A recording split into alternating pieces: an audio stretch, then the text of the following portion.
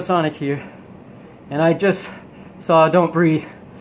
I'm breathing pretty hard right now for some reason. I don't know why. Now you'll see what I see. Is that you, Boogie Night? Do you still have a cold or something? Why are oh you my doing God. this review without me? I'm sorry that I broke into your apartment to do a movie review. I'm sorry. Do you want me to turn the lights on? Yeah, that'd be great. Alright, calm down, hang on. Oh, thank God, it really is you. Oh, man. Why do you keep the blinds on so much, man? Why is this thing still black and white? I don't know. Hang it's on. scary vision. Yeah, well, whatever, we'll keep it like that for now. Hey y'all, Boogie Night here, what's going on? Yo, Sonic here.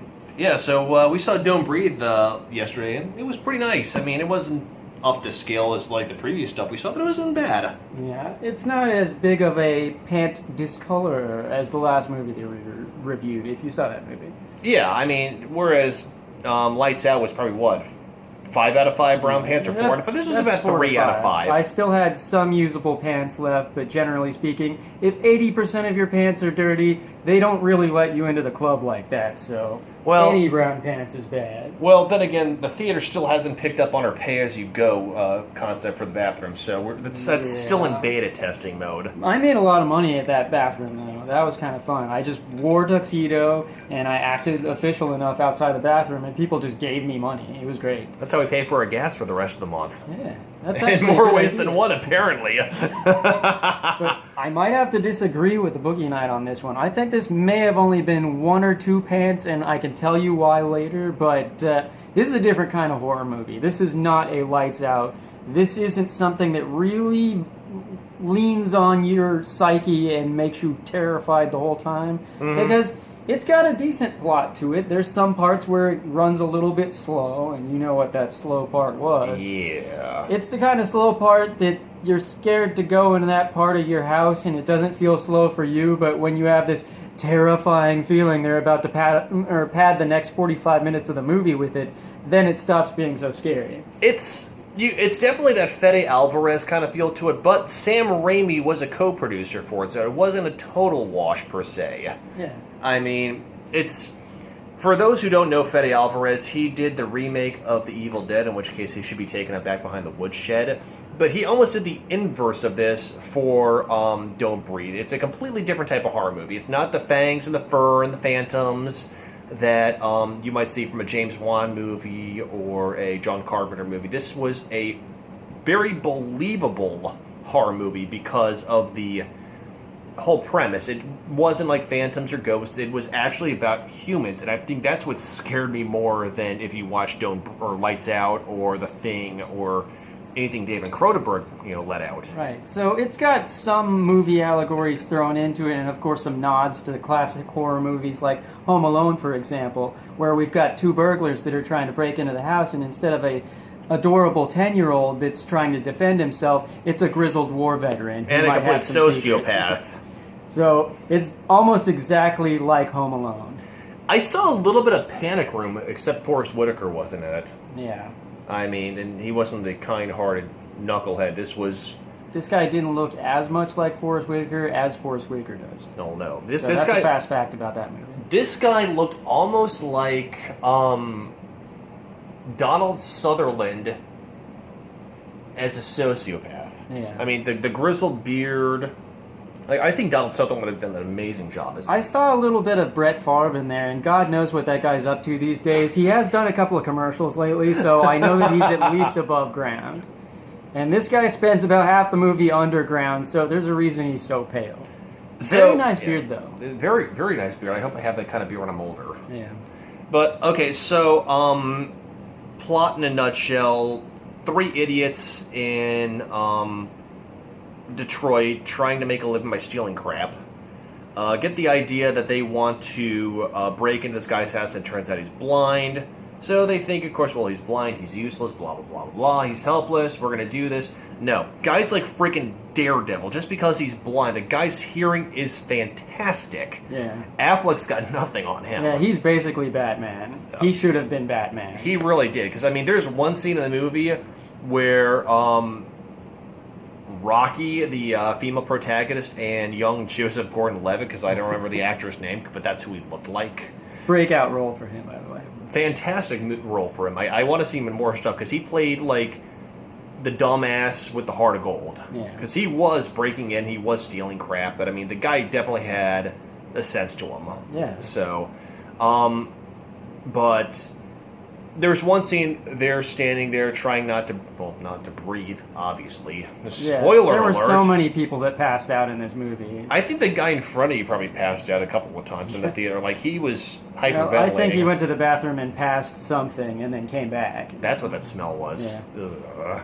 But they're standing there in the hallway, and Joseph Gordon-Levitt 2.0's phone vibrates, and Donald Sutherland, the blind man, literally points the gun at the vibrating phone and shoots it. Yeah. So that told everybody what Regal Cinemas wanted you to know. Shut off your damn phone. Well, they should put that as the spoilers before the movie starts for future. We will kill you.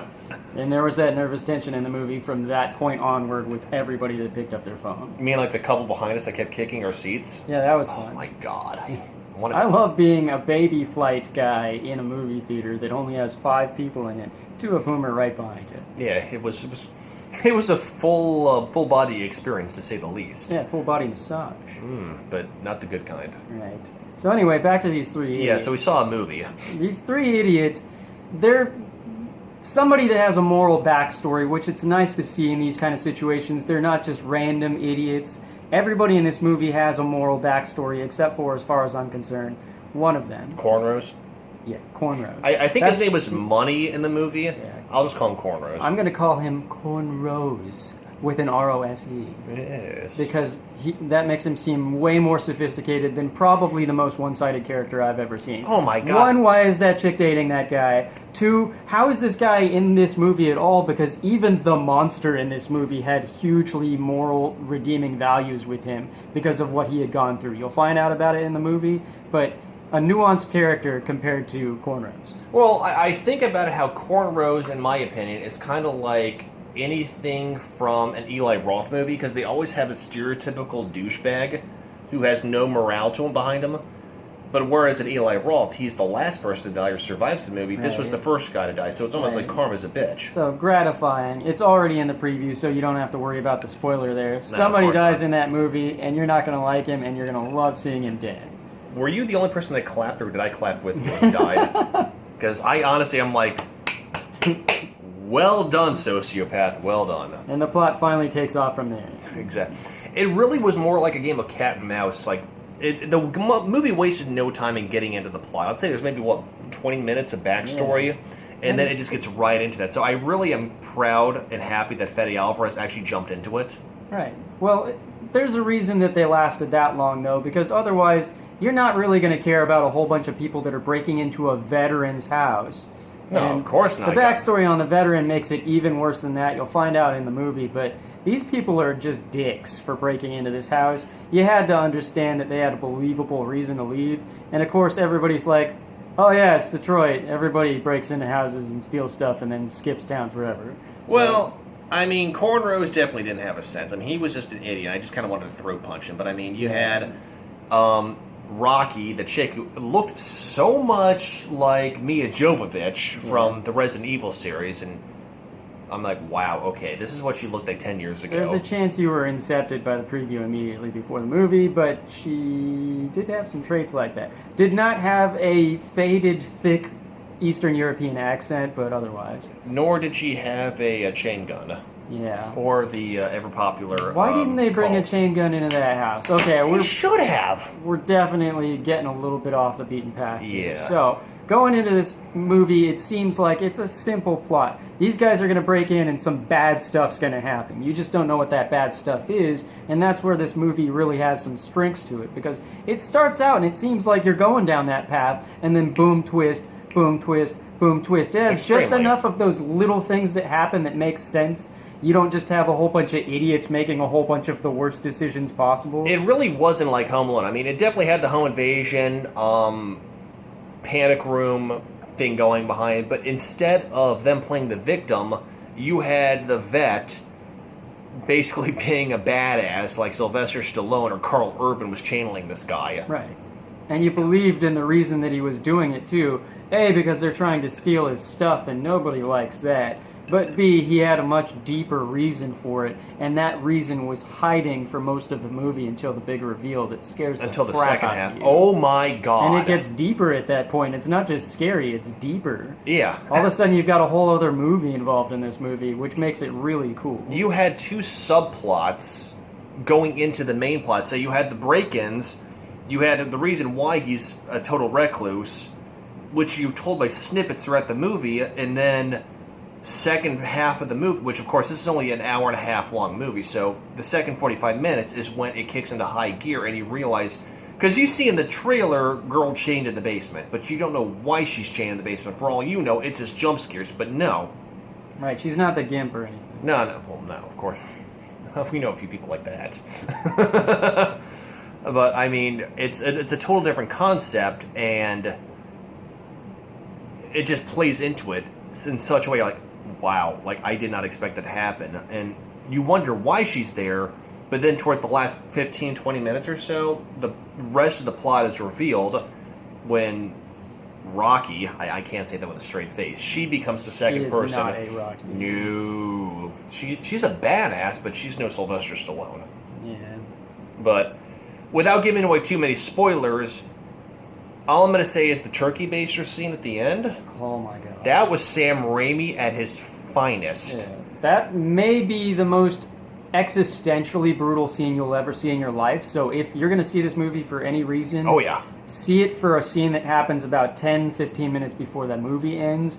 It will mess with you for a while. There's a trigger warning on that one, absolutely. Extremely. If you're somebody that could be triggered by something that happened to you in the past, this is what would do it. Yeah. And, oh my god, it's one of the most unique horror scenes I've ever seen in my life. That was Sam Raimi at his finest. Yeah. I mean, you look for movies where producers all have their little touch, like you have Malcolm McDowell having his actor touches in movies, Tarantino, Kubrick, Carpenter. If you haven't seen too many Sam Raimi movies, even if you've seen one, this is the touch with the turkey baster, and I think that's what saved Fede Alvarez, because the guy is such a gore fest of a director and producer that this movie could have been a lot worse if Sam Raimi wasn't attached to the bill. Yeah, so maybe there was some restraint in that, but either way, it comes right up on that line where you cannot believe what you're seeing. It is absolutely unique in any movie that I've ever seen, and it's a unique kind of horror that touches a completely different part of your mind. Like, there's all sorts of different horror that happens in there. Most of it is you're immersed in the scene, you have that same level of existential dread going on, but there is a very deep kind of horror that sticks with you. It imprints in you that happens in a late scene. Definitely worth staying in the theater. If your pants aren't completely wet to the point where you're going to have to pay for the seat, stay in the movie theater. You need to. I mean, this wasn't my favorite horror movie of the year, but that one scene alone, coupled with the scene with the chained girl that leads up to that point, I think that's what made this movie. Because once again, if you're going into this thinking it's going to have the fur and the fangs like your average horror movie, you're not going to like it. But if you go into it knowing that this is an actual believable horror movie with a sociopath and three morons, you're going to crap your pants more than once, I'll tell you what. I mean, there's a reason I didn't have fried chicken last night. I had a lot of potatoes and raw fish last night because, oh my god. Yeah. Brutal. But worth it. Worth it. There's a reason that this is scoring so high on the tomato meter right now, and it's because it checks off all the boxes without having too many of those transgressions that typically happen in this kind of movie. This might be the best of the genre of people going into the wrong house. And we're not even talking like I Spit on Your Grave creepy, although that was a very good movie, don't get me wrong. I love that movie for all the wrong reasons. But that's a different review altogether. Yeah. But it was pulled off well. I mean, it's hard to describe, but it's worth going to see. I mean, I guess probably what I would say is maybe if you're not a horror buff, I would see it on DVD, like if you want to Redbox or Netflix it. But if you're a hardcore horror movie buff like us, definitely go see it in theaters. It's immersive enough where that big screen helps a lot. The camera work really helps to pull you through there. There's some chase scene stuff in there. there's some disorientation where that big screen really helps you be in that movie. I think that's probably what makes the experience worth it. So this is one worth seeing in the theater. I mean, I loved the basement scene. Oh, yeah. Like, you know, so you see it in the trailers about where he shuts off the power, and they're walking in the dark. So it's very almost GoPro face cam kind of thing going on. Very inspired by, you said, Blair Witch. Yeah. And they're The fumbling in camera in the dark and whatnot. Obviously, Blair he knows. Witch was fumbling in the bark. This is fumbling in the dark. Don't be afraid of the bark. This was the sequel to Cujo. Wow. That was a triple jumping pun. That was pretty good. But there's... Well, that's going to make me think about it for the rest of the review. Yeah. But there's a scene where they're fumbling in the dark. But since That's good diction right there. There you go. Yeah. But he's trying to track them down. Obviously, since he's blind, he can feel his way through. And you've seen it in the trailers, but it's done so well that you're like, okay, I'm scared as hell now. Like, when I go to bed, after last night, I made sure my door was locked. I made sure the chain was up. And if it wasn't for the dogs and the cats barking, meowing, I'd be like, oh, crap. Yeah, I cocked and loaded my chainsaw before going to bed last night. Groovy. Yeah. But... So, that being said, it's worth going to see, guys. I mean, it's not Lights Out, and it's not The Conjuring, so as long as you haven't seen anything James Wan has done, it's worth it. Yeah. This is actually, I think I will give Fede Alvarez credit for this movie. And not just because Sam Raimi was attached to the bill. And by the way, for dog lovers, there's a reason I've got this shirt on. There is a dog in that movie. I'm not going to tell you what type of dog it is. That dog was awesome, by the way. Yeah. I love that dog. Although, I will say this, for the spoiler, the vent scene, not worth it. Yeah. That was just overdone. I'm pretty sure they used a wiener dog in that scene. You mean they borrowed a beaner? How small is that vent? I mean, come on. Well, yeah. I mean, the dog literally probably shrank. I mean, I'm pretty sure it used him and his wife's dog for the time, or your sister-in-law's. Yeah. Because it literally went from, like, football size to, like, fun sized. Yeah, it didn't make sense. No. That scene could have easily gone without. I mean, I get it for action, but it just kind of felt like it was done for fan service. Right, so I'm going to have to give it a thumbs down for the vent scene alone, and the rest of the movie doesn't redeem it. No, I'm just kidding. Don't worry about that. No. The dog parts, I think, were a little bit just, once again, for fleshing out, kind of padding things. I mean, it makes sense in the beginning, but it could have easily been There's only done so much without chase scene that you can have in a movie. And particularly in that kind of dilapidated cell house. But overall, I liked it. I'll probably get it on DVD eventually. It's not going to be the first on my list, like Hardcore Henry or Lights Out or something like that. But it's worth going to get. Just Redbox it. Right. If you don't want to spend the $10 on a movie ticket, just Redbox it, because IMAX easily helps out the effects of it, but if you're not a horror goer, to each their own. It's probably less scary that way, too. Yeah. But, good movie, well done. It lives up to the trailers. Oh, absolutely. It's way better than the trailers. Well, yeah, I think so, too. So, Yeah. So that being said, y'all, hope y'all have a good weekend. And it's my birthday, so there will be some bourbon consuming. Cheers. Solid, brother. So, on that note, guys, don't forget to breathe, and we'll catch you guys on the flip side. I think the next movie will probably be, what, Sausage Party? Yeah. Awesome. We're switching from one genre to the next, so y'all have a good weekend. We'll catch you on the flip side. Peace.